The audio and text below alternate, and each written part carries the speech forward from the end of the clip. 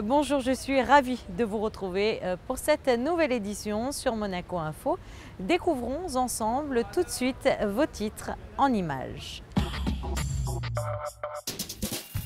De la musique pour adoucir ce journal avec la présentation de l'édition 2013 du Monte Carlo Sporting Summer Festival qui a eu lieu ce mardi au Monte Carlo Bay. Et nous prolongerons cet instant mélodieux avec José Sacré qui a eu la chance d'assister aux répétitions d'un des plus grands orchestres au monde, celui du théâtre Mariinsky, et de rencontrer à cette occasion son directeur musical Valéry Gergiev. Nous poursuivons cette édition avec un hommage rendu à Picasso. Le Grimaldi Forum crée l'événement pour les 40 ans de la mort du peintre en organisant une exposition Monaco Fête Picasso. Retour sur le coup d'envoi de cet événement. Et puis nous terminerons ce journal avec le salon WIMA qui vient d'ouvrir ses portes, toujours au centre des congrès du Larvoto.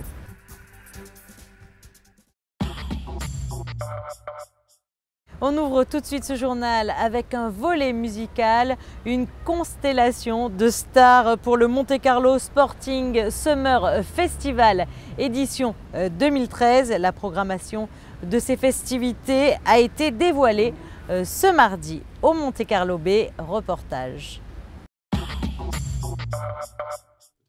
Le programme 2013 du Monte Carlo Sporting Summer Festival a été présenté à la presse ce mardi au Monte Carlo Bay.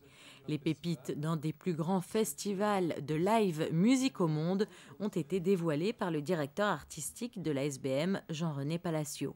Et une fois n'est pas coutume, la Salle des Étoiles vibrera cet été d'une programmation pop-rock des plus surprenantes.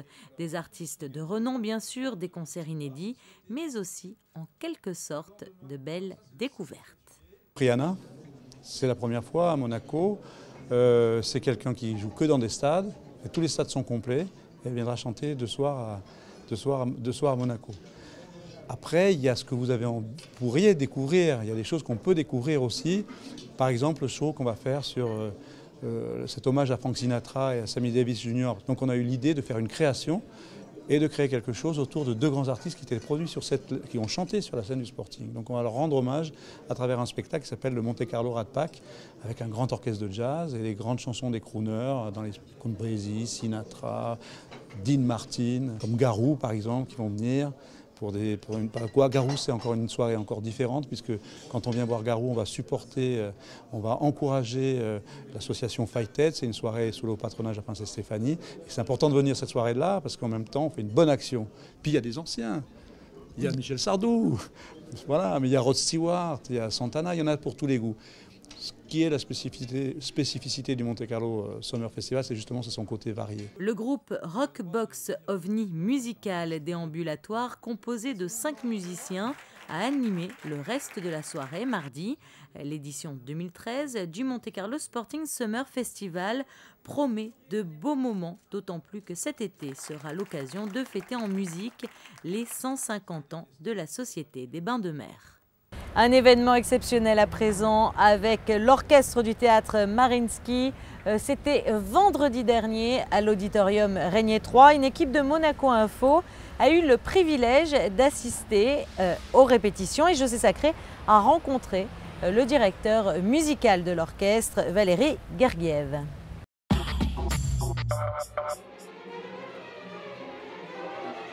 Auditorium Régnier 3, vendredi 5 avril 2013, sur la scène, l'orchestre du théâtre Mariinsky de Saint-Pétersbourg joue seul, ou presque, des extraits du programme exceptionnel qu'il donnera dans moins de 2 heures, Petrouchka, l'oiseau de feu et le sacre du printemps de Stravinsky. Le chef est dans la salle, perfectionniste, il teste l'acoustique du lieu. Ce chef, c'est Valéry Gergiev, véritable star de la musique, et le chef d'orchestre le plus influent non seulement de son pays, la Russie, mais de la planète. Le public l'aime, les musiciens l'adorent, les théâtres le réclament. À Saint-Pétersbourg, il a véritablement refondé le Mariinsky, l'orchestre et le théâtre. Il a créé le Festival des Nuits Blanches, événement majeur de l'année pétersbourgeoise.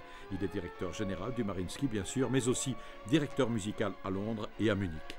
Il dirige plus de 150 concerts chaque année. Son emploi du temps est celui d'un chef d'État. Mais qu'est-ce qui fait courir ainsi Valéry Gergiev? Qu'est-ce qui lui donne toute cette énergie? c'est le bonheur d'être l'intermédiaire direct entre les compositeurs, les musiques et le public.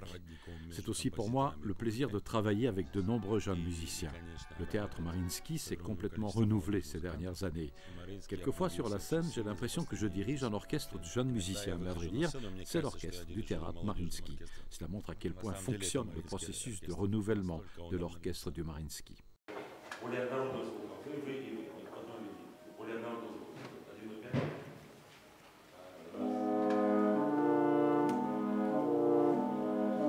Pour vous, qu'est-ce que c'est diriger un orchestre? C'est beaucoup de choses en même temps. C'est le sentiment d'être parfois le chef, d'être au-dessus des collègues quand il faut prendre une décision. Un chef d'orchestre doit être un leader, mais ça ne veut pas dire s'imposer à tout prix, jouer les dictateurs.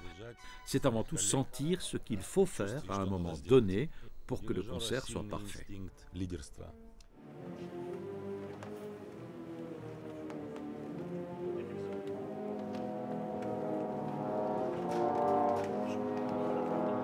Valéry Gergiev reconnaît volontiers que sa gestique n'est pas exemplaire car elle est très personnelle. Je ne recommanderai pas ma technique à qui que ce soit, dit-il. En fait, il ne réfléchit pas à la façon dont il va conduire une œuvre. Il obéit à une sorte d'instinct. Il ne sait pas vraiment comment il conduit car il le fait sous l'emprise de pulsions personnelles. Vous dirigez rarement avec la baguette, plus souvent avec les mains. On a l'impression que vous touchez la musique presque. Les mains et les yeux. C'est important, c'est essentiel pour vous? Les mains, ce n'est pas tellement important. Les yeux sont beaucoup plus importants. Il m'arrive quelquefois de diriger les yeux fermés. Eh bien, les musiciens ressentent ce qu'il y a derrière. Mon visage exprime ce que je ressens.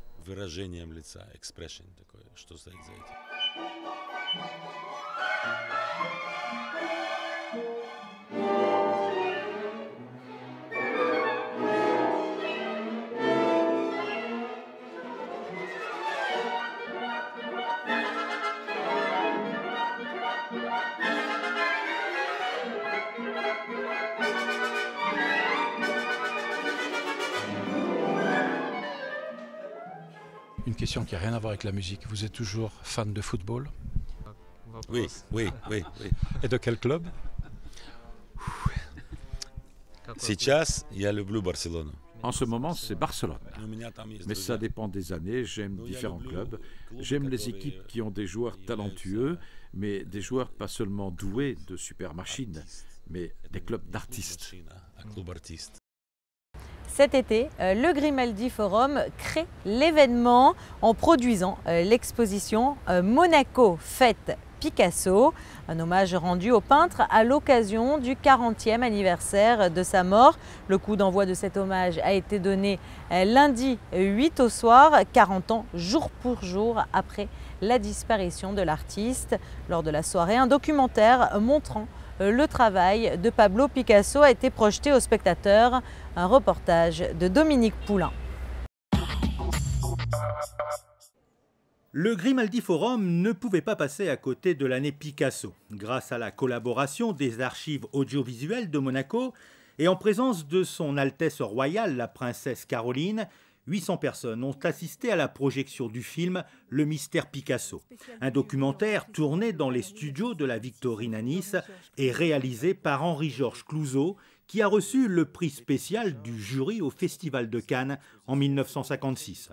Ce film, d'1h20, nous montre la naissance d'une toile du maître et nous fait comprendre la peinture et le mystère de la création. Picasso compose ainsi plusieurs œuvres devant la caméra au gré de son inspiration. 3 mois de tournage ont été nécessaires à Henri-Georges Clouzot pour réaliser ce documentaire. De Rimbaud, pendant qu'il écrivait Le bateau ivre. Dans la tête de Mozart, pendant qu'il composait la symphonie Jupiter. Pour connaître ce mécanisme secret qui guide le créateur dans son aventure périlleuse. Grâce à Dieu, ce qui est impossible pour la poésie et la musique est réalisable en peinture. Pour savoir ce qui se passe dans la tête d'un peintre, il suffit de suivre sa main. Le mystère, en fait, c'est le mystère de la création. Donc, vous savez que toute cette idée est venue du fait de montrer Picasso au travail. Alors c'est assez particulier parce qu'en fait, vous savez, il y a beaucoup d'artistes qui ne supportent pas l'intrusion de personnages, d'étrangers, même d'amis dans l'atelier au moment de la création. Bon, Picasso, lui, n'était pas gêné parce qu'il avait une habitude ancienne d'avoir beaucoup de passages dans son atelier. Et l'idée de Clouzot, c'était de dire, voilà, on va montrer comment naît une œuvre d'art d'un très grand artiste. Jean-Louis Andral a profité de cette soirée hommage pour dévoiler dans ses grandes lignes le contenu de l'exposition de cet été, Monaco Fête Picasso. Pendant 2 mois, plus de 160 œuvres rempliront les murs du Grimaldi Forum. Picasso et la Côte d'Azur emmènera le visiteur autour d'Antibes-Jouan-les-Pins, Golfe-Jouan, Cannes ou encore Mougins, des lieux qui ont attiré Picasso. Entre 20 et 46, Picasso vient en vacances. Si vous voulez, c'est vraiment les vacances de Monsieur Pablo. Et par la suite, comme vous le savez, il va s'installer d'abord à Cannes et puis ensuite à Mougins où il va mourir. Mais c'est très différent parce que là, il s'est installé ici, il y vit à l'année. Dans ces années-là, il est vraiment en vacances et donc il y est pour des laps de temps assez courts, mais il y est avec suffisamment de bonheur pour y revenir régulièrement. Il loue des maisons, il va à l'hôtel et il produit des œuvres. L'exposition proposera aussi des œuvres rarement montrées, des œuvres issues de la collection privée de la famille Namad, qui a prêté plus d'une centaine de toiles pour l'occasion. Le Grimaldi Forum ne pouvait vraiment pas passer à côté de l'année Picasso, car l'artiste est toujours au firmament mondial de la peinture, 40 ans après sa mort. Pablo Picasso a accepté de le vivre aujourd'hui, devant vous, avec vous. Toujours au Grimaldi Forum, ouverture ce mardi du salon WIMA. Cette manifestation internationale rassemble des professionnels impliqués dans les technologies de demain. Dominique Poulain y était, son reportage.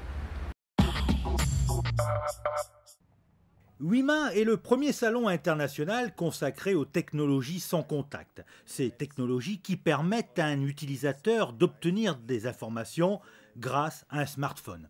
Démonstration sur ce stand. En posant votre smartphone sur cette chaussure, vous obtenez en quelques secondes seulement un grand nombre d'informations sur le produit comme la pointure, le prix ou encore sa composition. Pendant 3 jours, les grands noms du secteur, les développeurs d'applications et les professionnels de l'industrie se retrouvent pour faire le point sur les dernières technologies ou encore sur les technologies qui seront dans notre quotidien demain. Il faut bien prendre conscience, et ce que je répète déjà depuis plusieurs années, qu'aujourd'hui notre téléphone ne va pas servir uniquement à téléphoner. Dans un avenir proche, il va servir, comme je viens de le dire, à payer, à accéder à certaines informations, à accéder à une salle de sport, à accéder à un musée, dans des applications aussi comme la santé, donc je répète le paiement, le jeu. C'est pour ça que je pense que c'est une technologie qui est d'avenir. Parmi les dernières nouveautés, l'application développée par le constructeur de téléphonie finlandais et un établissement de restauration rapide. Avec cette application, plus de temps perdu dans les files d'attente pour commander son menu. Je lance l'application, je fais ma commande, tout simplement. Donc je vais choisir mon restaurant, là où je vais récupérer ma commande. Une fois que c'est fait, j'accède à la carte, je vais pouvoir choisir mon menu. Et ensuite, donc, j'ai mon reçu avec mon numéro qui affiche un petit code barre, un QR code. Et donc ensuite, je peux aller dans mon restaurant favori, là où j'ai fait ma commande, pour aller retirer ma commande. Je sors mon téléphone, je badge, et donc je confirme, et je vais chercher ma commande à la caisse. Et dès l'an prochain, le salon évoluera. WIMA devrait en effet s'élargir à d'autres technologies, conformément à la demande des professionnels et à l'évolution du marché. Libre et pleine de créativité, c'est tout l'imaginaire de l'artiste qui est dévoilé jusqu'à la mi-juin dans les locaux de la banque. Dans ces tableaux, des aiguilles de couleurs réveillent les spectateurs. L'artiste a inventé son propre style. Elle utilise des technologies uniques comme l'huile 3D afin de donner plus de relief à ses peintures. Ayant été initié à la technique du pointillisme des artistes aborigènes en Australie, de retour en Europe, l'artiste a alors associé cette méthode à l'huile.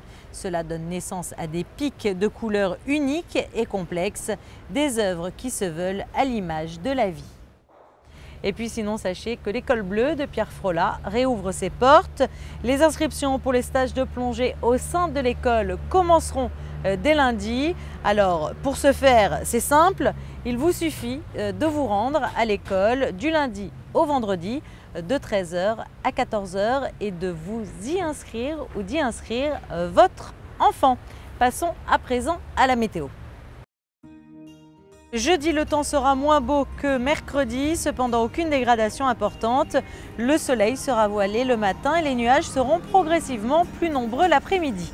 Vendredi, les nuages matinaux feront place à de belles apparitions ensoleillées en cours de journée. Les températures seront agréables ce week-end. Samedi, le soleil sera assez doux malgré quelques nuages et la journée de dimanche sera quant à elle belle et calme. Et puis vous allez le découvrir désormais sur Monaco Info, une nouveauté. Tous les mercredis à 20h30 et les jeudis à 8h, nous proposons une émission traduite en langue des signes pour les personnes malentendantes ou sourdes. Il s'agira d'un résumé de l'actualité monégasque. Cette émission sera traduite par Melaha Zorlu, à découvrir donc à partir de mercredi et jeudi sur Monaco Info. Ce journal est à présent terminé. Merci pour votre fidélité. À suivre, un magazine qui va vous faire saliver de plaisir puisque nous avons rendez-vous avec les chefs de demain dans un magazine du Grand Cordon d'Or, édition 2013. Au revoir.